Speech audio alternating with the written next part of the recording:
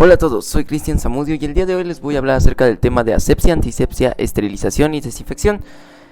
En el tema del día de hoy hablaremos justamente acerca de los medios comunes de control y eliminación de la población bacteriana en el ambiente quirúrgico. Comencemos por revisar algunos conceptos básicos. El primero de ellos es la palabra estéril. Esta hace referencia a todo objeto o sustancia libre de microorganismos y de cualquier forma de vida. Es la condición en la que deben estar todos los instrumentos que puedan entrar en contacto con la brecha que abre la cirugía en el sistema defensivo del organismo. Entonces, un instrumento estéril es el utensilio adecuado para tratar una herida, puesto que no será el vehículo que deposite microbios en ella. A fin de lograr el estado de esterilidad en los instrumentos y materiales, existen métodos de esterilización físicos y químicos que destruyen todas las formas de vida, microorganismos, esporas y virus. Como los objetos que se esterilizan no deben dañarse o destruirse en el proceso, diferentes métodos se han ideado para que, al mismo tiempo, preserven las cualidades de cada uno de los materiales. Cuando los objetos que fueron esterilizados hacen contacto físico con otros que no lo están, pierden su condición de esterilidad y se dice que se han contaminado. Esto significa que al establecer el contacto reciben en su superficie diversas formas de vida microscópica que no tenían antes. Para evitar que pierdan la condición estéril, los materiales ya tratados se manipulan con las técnicas de aislamiento que usan los microbiólogos en su laboratorio. Cuando esta metodología se aplica a la cirugía, se conoce como técnica aséptica, nombre tomado del griego, en el que la A es privativa y equivale a sin, y sepsis, que tiene el significado de putrefacción. En el sentido opuesto, los objetos sépticos son los que están evidentemente sucios o sépticos. La palabra asepsia es universal y alude al método que se emplea para prevenir la introducción de bacterias causantes de enfermedad en las heridas de los animales, sin olvidar al humano. La medicina utiliza una gran variedad de compuestos químicos que destruyen a los microorganismos o impiden su multiplicación.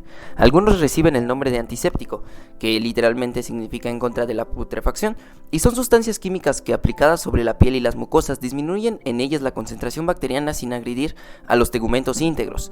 En bajas concentraciones un antiséptico puede inhibir el crecimiento bacteriano, en altas concentraciones destruye las bacterias. No obstante, con los antisépticos utilizados en la actualidad no se consigue la esterilización de la piel ni de las mucosas, porque la concentración necesaria para destruir a las bacterias también destruiría a los tejidos.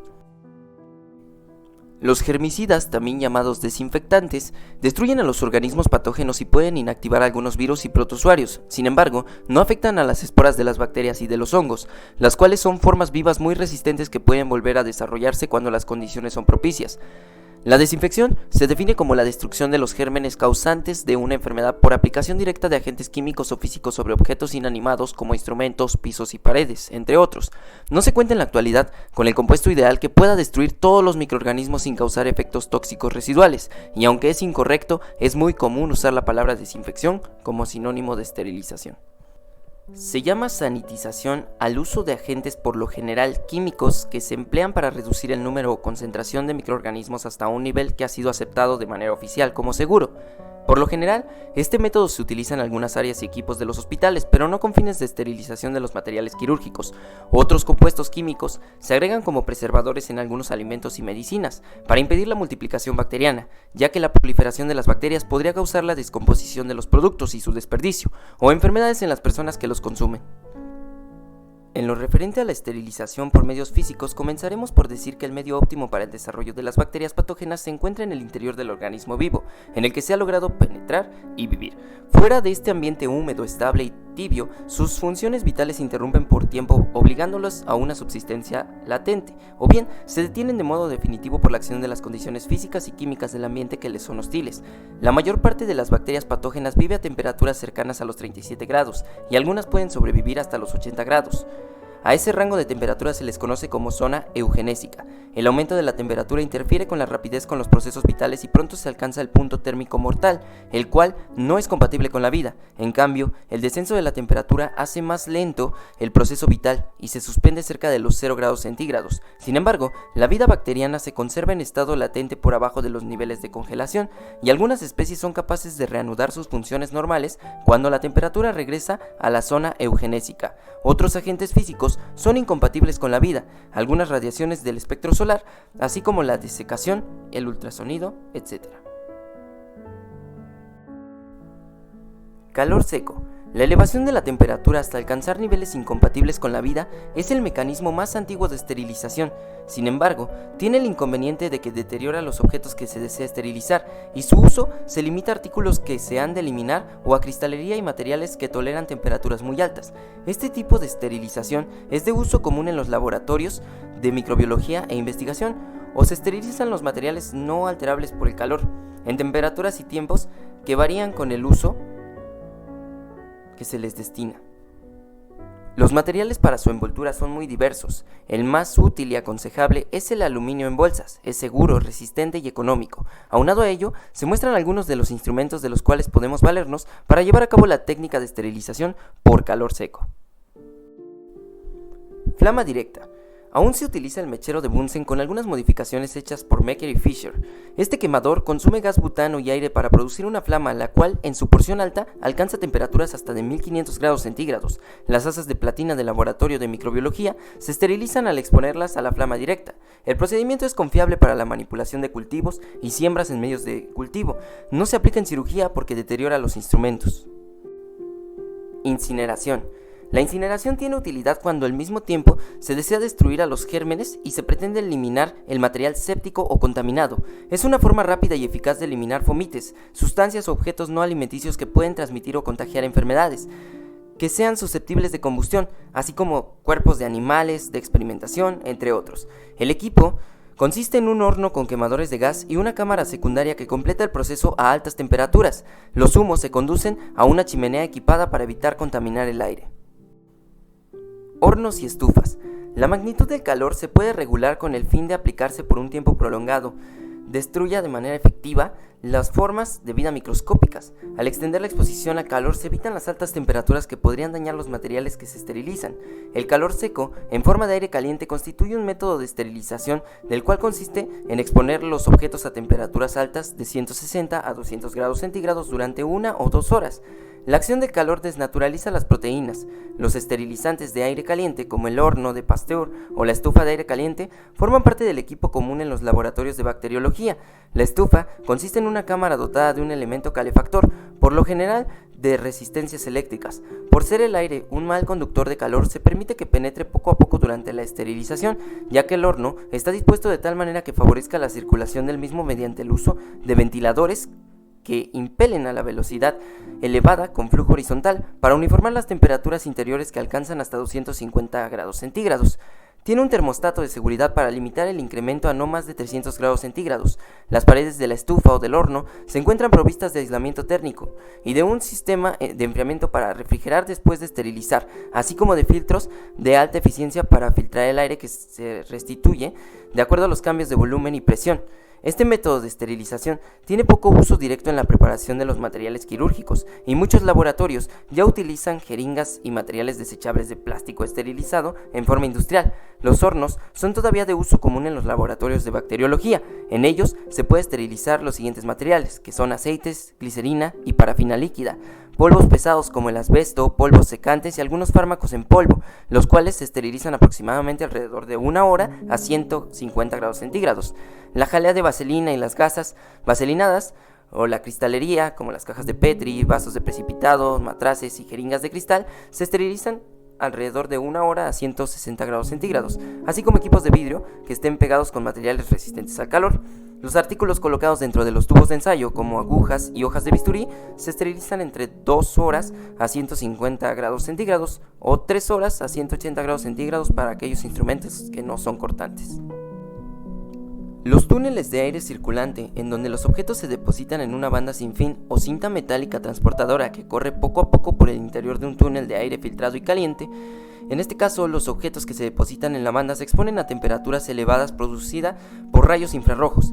La banda pasa después por una cámara de enfriamiento en la que el aire frío circula impelido por turbinas. Este tipo de equipos es muy voluminoso y no tiene uso práctico en los hospitales ni en la cirugía. Se utilizan en las industrias debido a que permiten la esterilización de envases y materiales resistentes a temperaturas en flujo continuo durante varias horas al día. Calor húmedo. Cuando al calor se le agrega humedad, las proteínas se desnaturalizan sin necesidad de alcanzar temperaturas muy altas, y de este modo se hace más corto el tiempo de exposición. El hecho se basa en la teoría de que todas las reacciones químicas, incluso las de coagulación de las proteínas, se catalizan en presencia de agua, aunque algunas esporas son capaces de resistir el calor húmedo hasta temperaturas superiores a los 100 grados centígrados. Por otro lado, en cuanto a la pasteurización, es una modalidad del uso de calor húmedo que destruye patógenos en alimentos y bebidas. Se llama así por su inventor, el químico francés Louis Pasteur, quien hacia 1860 demostró que la fermentación anormal de los vinos y de la cerveza se puede evitar calentando las bebidas a 57 grados centígrados por algunos minutos. El procedimiento se usa para eliminar los patógenos en la leche, en especial Mycobacterium tuberculosis. Se complementa el procedimiento al enfriar con rapidez el producto para evitar nueva reproducción bacteriana a corto plazo. Dicho procedimiento no confiere esterilidad y no tiene uso en cirugía. La tindalización es un método en el que se utiliza el calentamiento intermitente de líquidos. Se emplea para esterilizar medios de cultivo, azúcares y gelatinas. Se basa en el principio de que un primer calentamiento destruye las formas bacterianas vegetativas y las formas de resistencia que sobreviven germinarán por estar en un medio favorable. Sin embargo, serán destruidas en un calentamiento sucesivo. La exposición es a 100 grados centígrados durante 20 minutos por 3 días consecutivos. Este procedimiento toma su nombre del físico inglés John Tyndall y tiene uso en los laboratorios de microbiología. La ebullición y el vapor de agua. Consiste en sumergir en agua las jeringas hipodérmicas de cristal e instrumentos quirúrgicos y elevar la temperatura hasta alcanzar el punto de ebullición y sostenerla por 15 minutos. El agua debe cubrir todos los instrumentos y la tapa no se debe abrir durante 15 minutos de la ebullición. Por este medio se destruyen las bacterias no esporuladas y las formas vegetativas de los patógenos. El procedimiento se utilizó de manera amplia en el pasado, pero en la actualidad no se recomienda como un método de esterilización, debido a que está expuesto a innumerables fallas técnicas. Además, deteriora los instrumentos y al mismo tiempo deposita en ellos sales de calcio cuando no se usa agua destilada. Sin embargo, todavía llega a presentarse la necesidad de usarlo en condiciones de urgencia y en lugares aislados en los que no se cuenta con otro recurso. En este caso, se sugiere agregar bicarbonato de sodio al agua, al 2%, para disminuir la concentración de hidrogeniones y hacer la ebullición más eficaz. La ebullición y el vapor de agua se utilizan en algunos sitios para hacer sanitización de equipos y fomites. Calor húmedo, bajo presión. El autoclave.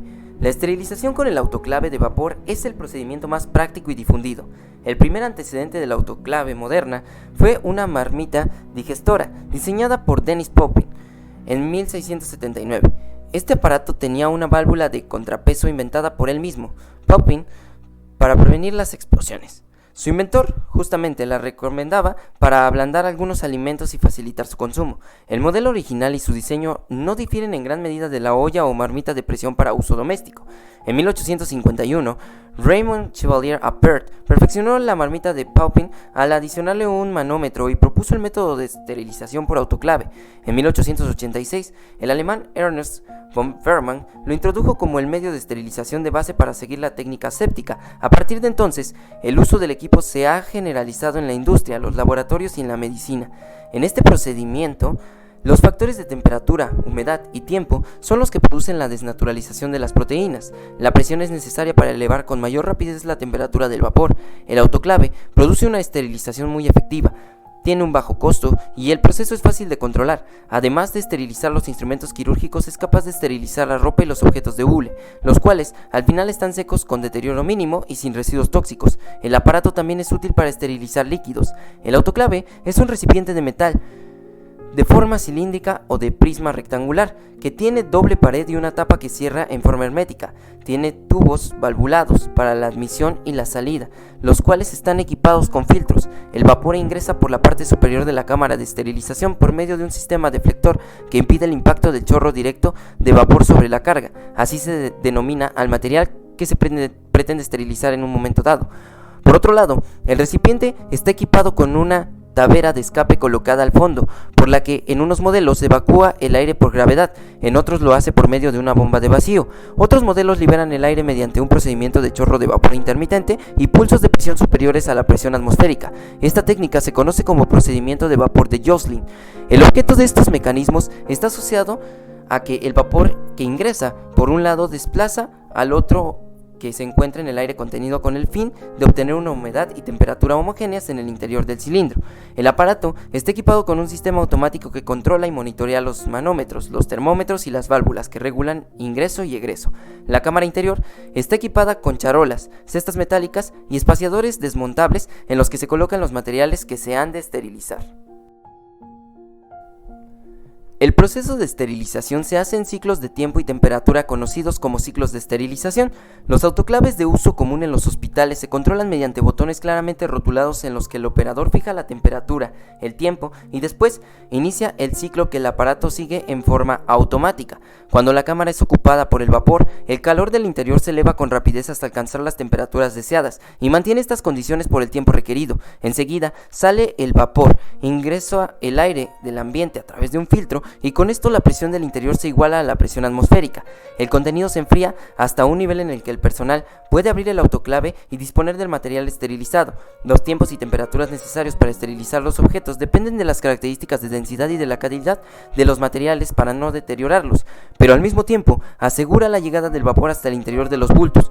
Los ciclos mínimos de temperatura y tiempo para los autoclaves comunes son: ciclo para autoclave de desplazamiento gravitacional de aire, que consta de 10 a 25 minutos entre 132 y 135 grados centígrados, o de 15 a 30 minutos a 121 grados centígrados. El ciclo para autoclaves de alto vacío, de 3 a 4 minutos entre 132 y 135 grados centígrados.